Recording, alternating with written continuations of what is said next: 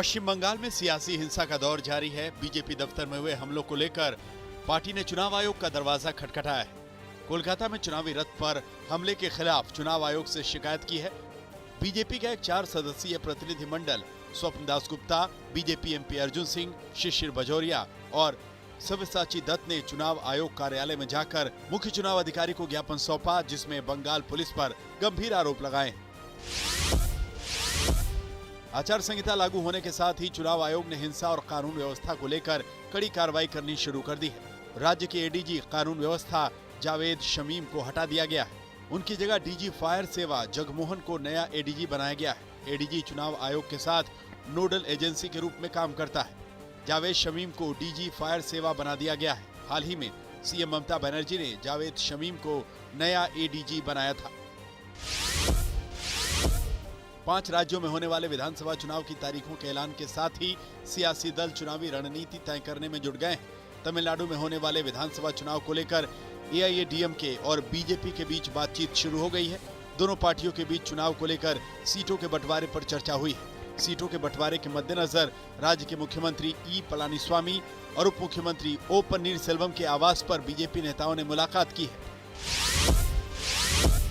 विधानसभा चुनाव के लिए एआईएडीएमके गठबंधन ने पत्ताली, मक्कल, काची को 23 सीटें देने का फैसला किया है, लेकिन निर्वाचन क्षेत्रों पर अभी फैसला नहीं हुआ है।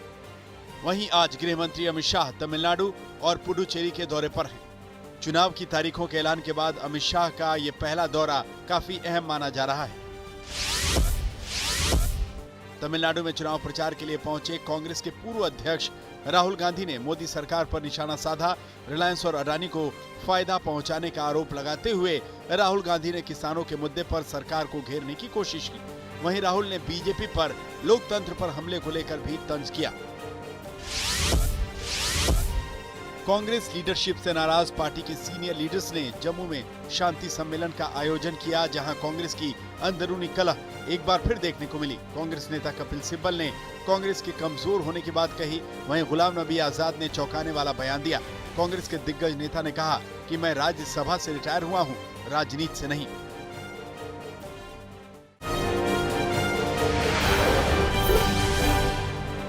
महाराष्ट्र में कोरोना के बढ़ते मामलों को लेकर सरकार सख्त है। महाराष्ट्र सरकार ने अमरावती और अचलपुर में 8 मार्च तक के लिए लॉकडाउन बढ़ा दिया है। इस दौरान जिले में आवश्यक सेवाओं के संचालन को अनुमति दी गई है। वहीं अंजनगांव सुरजी को कंटेनमेंट जोन घोषित किया गया है। इससे पहले अमरावती और अचलपुर में 21 फरवरी को 1 सप्ताह के लिए लॉकडाउन लगाया गया था। देश में कोरोना वैक्सीनेशन का तीसरा फेज 1 मार्च से शुरू हो रहा है। इस फेज में प्राइवेट अस्पतालों को भी शामिल किया गया है, लेकिन यहां वैक्सीन लगवाने वालों को पैसे चुकाने होंगे। सूत्रों की माने तो एक डोज की कीमत करीब 250 रुपए हो सकती है, जिसमें अस्पतालों के सर्विस चार्ज भी शामिल होंगे। 1 मार्च से शुरू हो रहे वैक्सीनेशन के फेज 3 में करीब 12,000 सरकारी अस्पतालों और प्राथमिक स्वास्थ्य केंद्रों में टीके फ्री लगाए जाएंगे। इस फेज में 60 साल से ज्यादा उम्र के लोगों को वैक्सीन लगेगी। इसके साथ ही 45 से 60 साल की उम्र के ऐसे लोगों को भी वैक्सीन लगेगी जो गंभीर बीमारी से जूझ रहे हैं। देश के सबसे अमीर उद्योगपति मुकेश अंबानी के निवास स्थान एंटीलिया के बाहर संदिग्ध कार मामले में मुंबई क्राइम ब्रांच को अहम सुराग मिले हैं। मुंबई क्राइम ब्रांच को मुलुंड टोल प्लाजा का सीसीटीवी फुटेज मिला है, जिसमें रात 3:05 पर सफेद Innova car Mulund toll cross करती हुई ठाणे शहर में एंट्री कर रही है। इसी कार में स्कॉर्पियो का ड्राइवर भी पीछे की सीट पर बैठा है, जिसने खुद को छिपा कर रखा है। अब एजेंसियां घोड़बंदर, ठाणे, शाहपुर, नासिक, भिवंडी तक के सीसीटीवी फुटेज खंगाल रही हैं। इनोवा में भी फर्जी नंबर प्लेट इस्तेमाल होने का शक है। ऋतिक रोशन कंगना रनौत मेल मामले में ऋतिक रोशन से मुंबई पुलिस ने पूछताछ की है। ये पूछताछ करीब 2 घंटे चली। क्राइम ब्रांच ने ऋतिक को साल 2016 के फर्जी ईमेल के मामले में समन भेजा था। 2016 में ऋतिक ने शिकायत दर्ज कराई थी, जिसमें कहा गया था कि कोई फेक आईडी बनाकर उनकी तरफ से कंगना से बातचीत कर रहा था।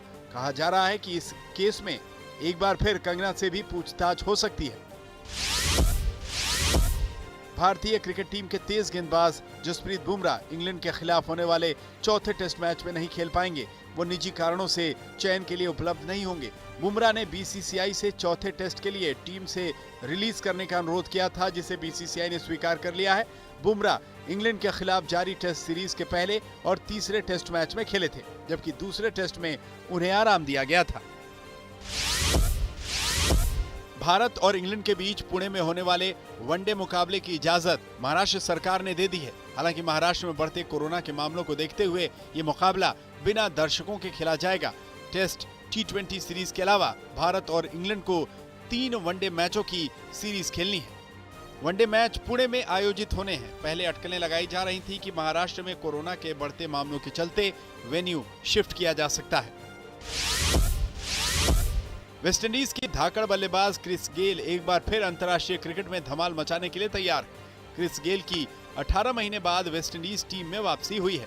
उन्हें श्रीलंका के खिलाफ होने वाले 3 T20 मैचों की सीरीज के लिए 14 सदस्यीय टीम में शामिल किया गया है। गेल ने वेस्टइंडीज की तरफ से अपना आखिरी मुकाबला अगस्त 2019 में खेला था। भारत के खिलाफ 14 अगस्त 2019 को खेले गए इस मुकाबले में क्रिस गेल ने 41 गेंदों पर 72 रन बनाए थे।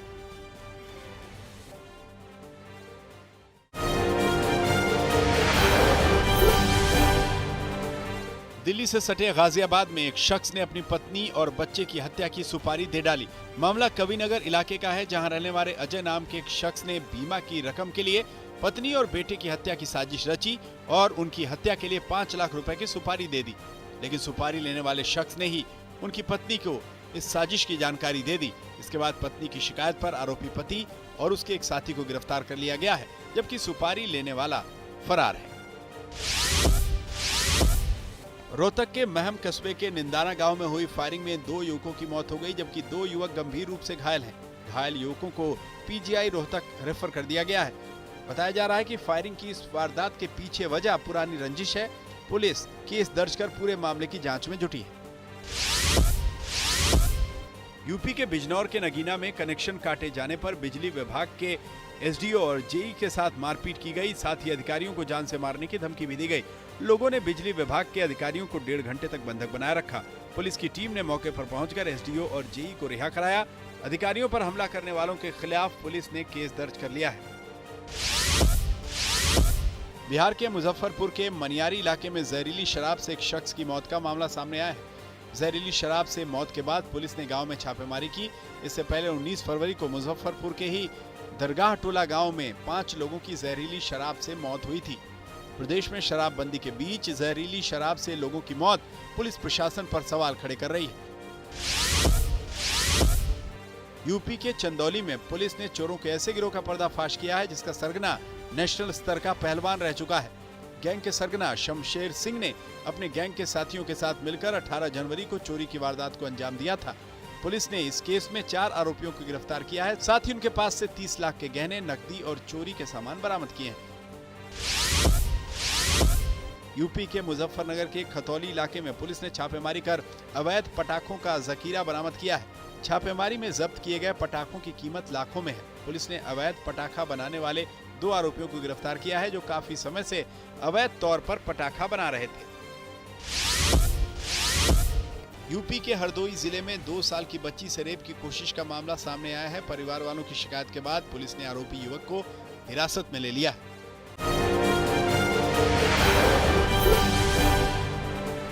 दिल्ली के बुद्ध विहार इलाके में एक शख्स ने अपनी पत्नी की पीट कर हत्या कर दी। पुलिस के मुताबिक आरोपी और उसकी पत्नी के बीच आए दिन झगड़ा होता था। बीती रात भी किसी बात को लेकर दोनों के बीच अनबन हुई थी, तो आरोपी ने लकड़ी के बेंच से पीट कर पत्नी की हत्या कर दी। पुलिस ने आरोपी को हिरासत में ले लिया है।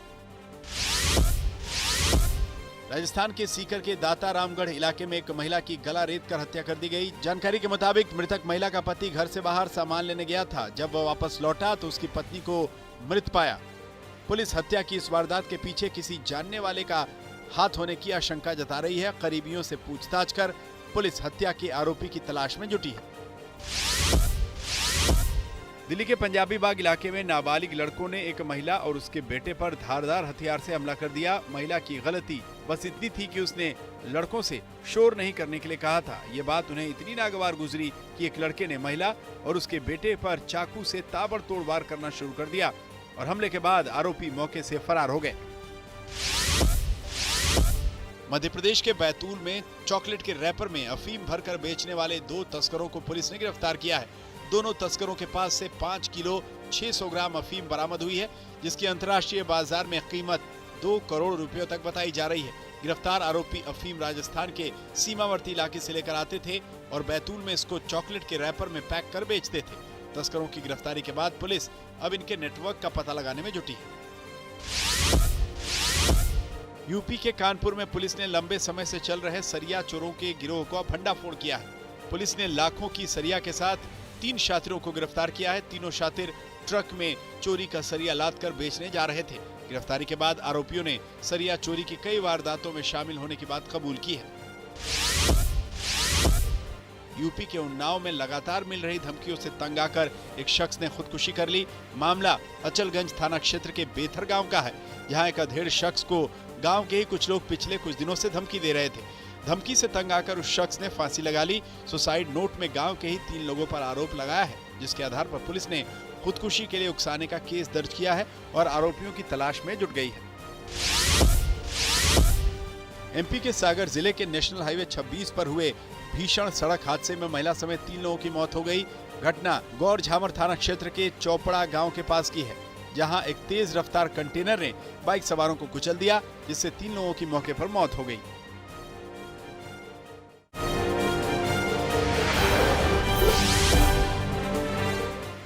अमेरिका ने वैक्सीनेशन अभियान में बड़ा कीर्तिमान बनाया है। रिकॉर्ड 5 करोड़ लोगों को 37 दिनों में वैक्सीन दी गई। बाइडेन ने कहा वैक्सीनेशन की दिशा में आधा रास्ता तय हुआ है। 100 दिनों में 10 करोड़ लोगों को वैक्सीन देने की योजना है। अमेरिका के साथ तनाव के बीच ईरान और इराक के विदेश मंत्रियों ने तेहरान में द्विपक्षीय संबंधों के विस्तार पर चर्चा की। बैठक के दौरान दोनों देशों के बीच संभावित आर्थिक सहयोग और द्विपक्षीय व्यापार के लिए $20 अरब के निवेश पर सहमति बनी। स्पेनिश पोर्ट कार्टेजेना में एक शिप में 850 गोवंश की मौत पर बड़ा खुलासा हुआ है। रॉयटर्स की एक रिपोर्ट में यह दावा किया गया। स्पेन की सरकार ने गोवंश की मौतों को लेकर जांच के आदेश दिए हैं। दुनिया में कोरोना से संक्रमित मरीजों का आंकड़ा 11 करोड़ 40 लाख के पार हो गया है। 8 करोड़ 96 लाख से ज्यादा लोग ठीक हुए हैं। अब तक 25 लाख 31 हजार से ज्यादा लोगों ने इस महामारी से जान गंवाई है। NBA के दिग्गज बास्केटबॉल खिलाड़ी जेरेमी लिन पर अभद्र टिप्पणी की गई। लिन ने कोर्ट में खुद को कोरोना वायरस कहे जाने पर आपत्ति जताई। गोल्डन स्टेट वॉरियर्स से जुड़े लिन ने फेसबुक पर भावुक पोस्ट किया। एडिलेड इंटरनेशनल के फाइनल में पहुंची French open champion Iga Swiatek जिल टेचमैन को 6-3, 6-2 से हराया। जीत के बाद स्वियातेक ने कहा, मैं मजबूत महसूस कर रही हूं, जो काफी अहम है, क्योंकि जब मैं अच्छा खेलती हूं तो खेल में मजा आता है। वेनिस की नहरों में लो टाइड का कई व्यवसायों पर असर पड़ा है। लागोन में वाटर लेवल -48 सेंटीमीटर नीचे जाने पर मुश्किलें बढ़ गई हैं। ज्यादातर यातायात और धंधों पर भी इसका बुरा असर पड़ा है। अंटार्कटिका में दशकों बाद आइसबर्ग बना। BAS के वैज्ञानिकों ने पिछले 1 दशक में दुनिया के तीसरे कॉल्विंग के तौर पर चिन्हित किया। आइसबर्ग बनने की घटना को कॉल्विंग कहा जाता है। पॉप सुपरस्टार लेडी गागा के चोरी हुए दोनों बुलडॉग 2 दिन बाद मिले। ढूंढने वाले के लिए गागा ने 3.5 करोड़ रुपए के इनाम का ऐलान किया। लॉस एंजलिस पुलिस ने बताया कि ओलंपिक कम्युनिटी पुलिस स्टेशन में बुलडॉग को सौंपने एक महिला आई थी।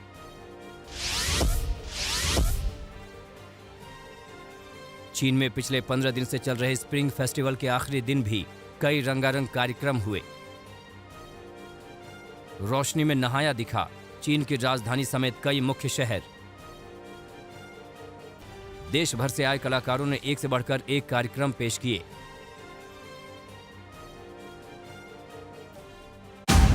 नमस्कार, मैं हूं अंजना ओम कश्यप। हमें उम्मीद है ये वीडियो आपको पसंद आया होगा। लेटेस्ट खबरों के लिए यूं ही देखते रहिए आज तक, और इस वीडियो के पसंद आने पर लाइक, शेयर एंड सब्सक्राइब करना ना भूलें।